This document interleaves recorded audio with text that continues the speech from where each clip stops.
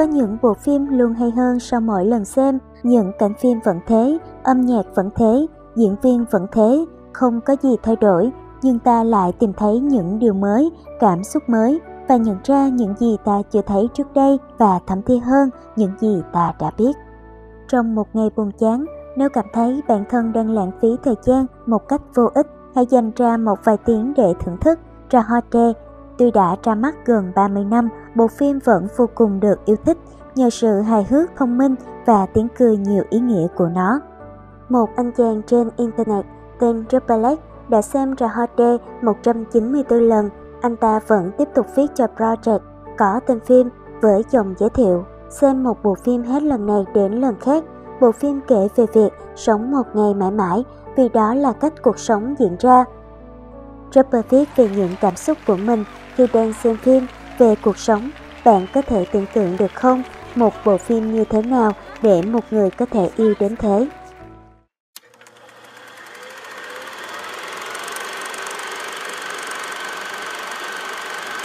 Jahode, tạm dịch Ngày chuột chuỗi, là câu chuyện kể về biên tập viên thời tiết Phil Connors do Bill Murray thủ vai, cùng với trợ lý của mình là Drida do Andy McDowell thủ vai và người quay phim Larry do Chris Taylor thủ vai.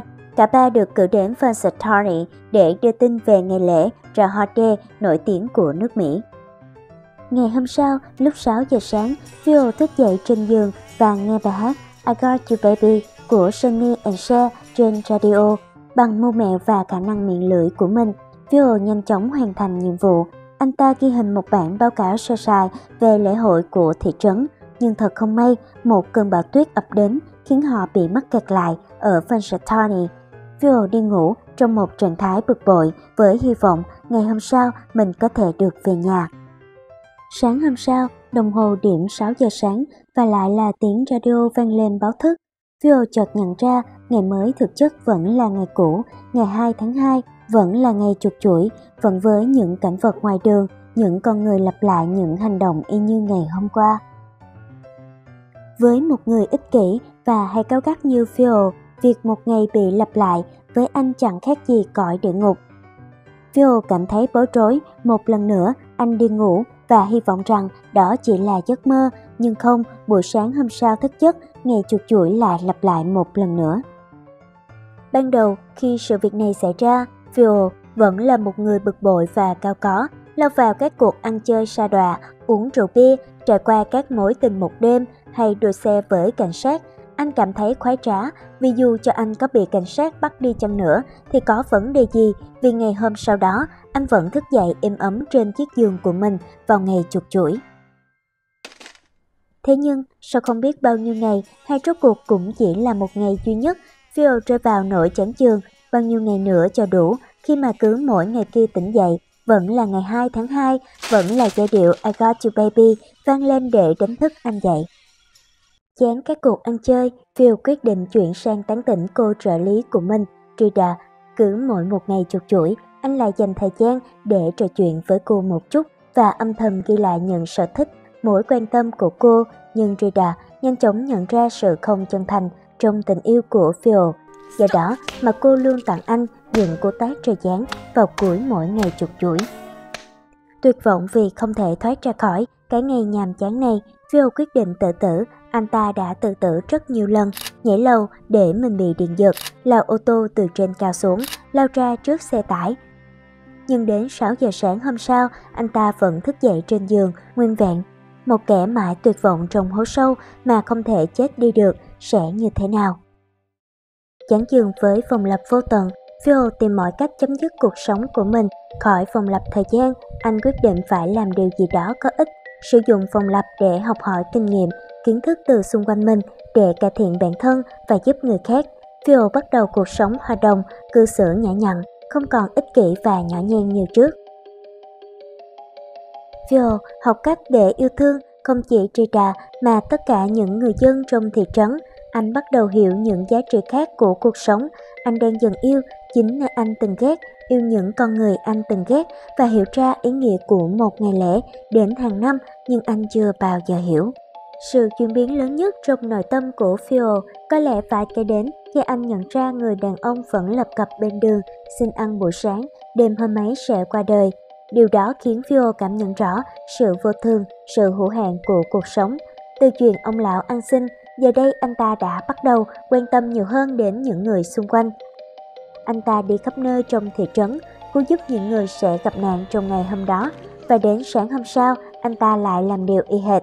Phil còn học thêm những kỹ năng mới như chơi piano, học tiếng Pháp, điêu khắc băng, những kỹ năng đòi hỏi phải có sự tĩnh lặng, kiên nhẫn và chuyên tâm, điều mà Phil của quá khứ không có. Anh trở thành niềm ngưỡng mộ và là người hùng của cả thị trấn, cho dù chỉ trong một ngày. Cuối cùng, Phil không phải biến thành ai khác để tán tỉnh Rita nữa.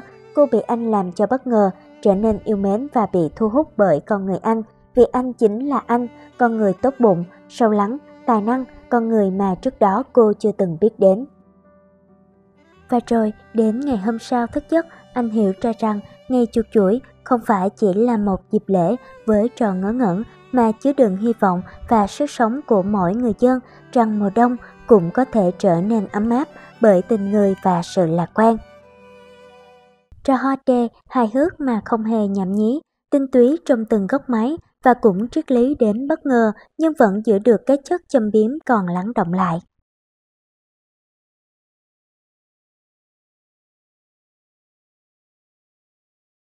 Có một đoạn trong phim, Phil bước vào quán rượu và hỏi một người đàn ông khác một câu hỏi rất đáng để suy ngẫm như sau. What would you do if you were stuck in one place and every day was exactly the same and nothing that you did mattered? Người đàn ông trả lời, That sums it up for me.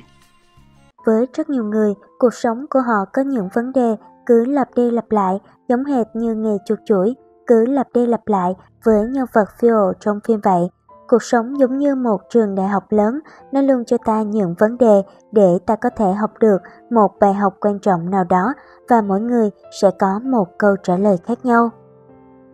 Chỉ đến khi nào ta có thể nắm được thông điệp mà cuộc sống muốn gửi đến cho ta thông qua vấn đề mà ta gặp phải, thì vấn đề đó khi ấy mới có thể kết thúc. Triết gia người Hy Lạp Epictetus cũng từng nói rằng, không quan trọng là vấn đề gì xảy ra với bạn, mà quan trọng là cách bạn phản ứng với vấn đề đó là gì. Đâu là cách phản ứng với vấn đề hay thái độ hiệu quả trong cuộc sống? Chúng ta hãy cùng xem lại cách mà nhân vật Phil đã phản ứng với những vấn đề của mình. Ban đầu, anh ta phản kháng với cuộc sống, luôn khó chịu, phàn nàn, cằn nhằn về mọi thứ, và điều này chỉ khiến mọi người xa lánh anh ta. Với thái độ đó, chắc chắn rằng anh ta cũng sẽ không cảm nhận thấy niềm vui và hạnh phúc. Như vậy, phản kháng với cuộc sống không phải là một thái độ hiệu quả khi ngày chuột chuỗi bắt đầu lặp đi lặp lại. Anh ta lao mình vào các cuộc vui chơi, rượu chè, đua xe, nhưng rồi chúng cũng qua rất mau và để lại trong anh ta một cảm giác trống rỗng và vô nghĩa.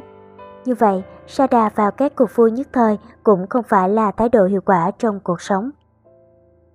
Tiếp theo, anh ta tìm mọi cách để tự tử, hay nói cách khác là anh ta chạy trốn khỏi cuộc sống. Nhưng rồi, anh ta vẫn phải quay trở lại để tiếp tục giải quyết vấn đề của mình. Rất nhiều người trong cuộc sống cũng lựa chọn cách thức tương tự này. Như vậy, chạy trốn khỏi cuộc sống cũng không phải là thái độ hiệu quả. Chỉ đến khi mà anh ta buông thuận và chấp nhận vấn đề của mình, hay nói cách khác là anh ta có sự chuyển biến về nhận thức ở bên trong, thì những tình huống ở bên ngoài cũng trở nên thay đổi và khác hẳn.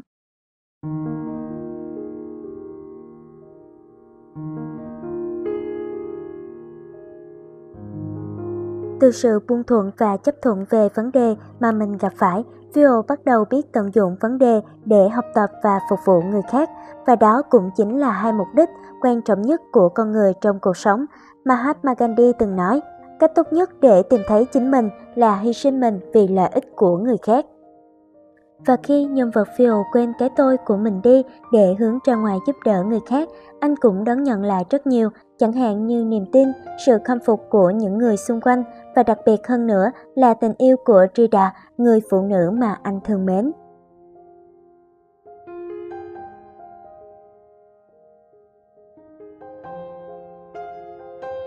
Trong bộ phim, vào những ngày chuột chuỗi đầu tiên, trên đường đến chỗ ghi hình, Phil luôn gặp ông lão ăn xin, và anh luôn khước từ, ngó lơ và vội vã bước qua ông lão Tuy nhiên, khi bên trong Phil đã có sự chuyển đổi về mặt nhận thức, Phil trông lão tiền và còn dẫn ông lão đi ăn một bữa ăn thật no. Phil dùng hết khả năng của bản thân để cứu vớt ông già tội nghiệp suốt ngày này qua ngày khác khỏi cái chết. Song, rốt cuộc mọi cố gắng đều là con số 0 tròn trĩnh. Người đàn ông vẫn phải ra đi và câu nói như xé lòng của nữ y tá lại càng như thúc đẩy Phil đi đến việc chuộc tội cho những lỗi lầm của mình đã từng gây ra. Đôi lúc, con người ta phải ra đi. Trong cuộc sống, nhiều khi do quá bận rộn với công việc mà chúng ta cũng thường xuyên xem nhẹ hay bỏ lơ những người mà chúng ta gặp mỗi ngày, thậm chí đó là những người gần gũi nhất đối với chúng ta. Nhưng biết đâu đấy, khi chúng ta gặp họ, đó cũng là lần cuối cùng mà chúng ta nhìn thấy họ trên đời. Vì vậy, bộ phim còn cho chúng ta thông điệp nhỏ nhưng quan trọng khác, đó là hãy biết trân trọng, biết ơn và thể hiện lòng tốt, tình yêu thương đến với tất cả mọi người mà ta gặp mỗi ngày, đặc biệt là những người thương yêu nhất của chúng ta.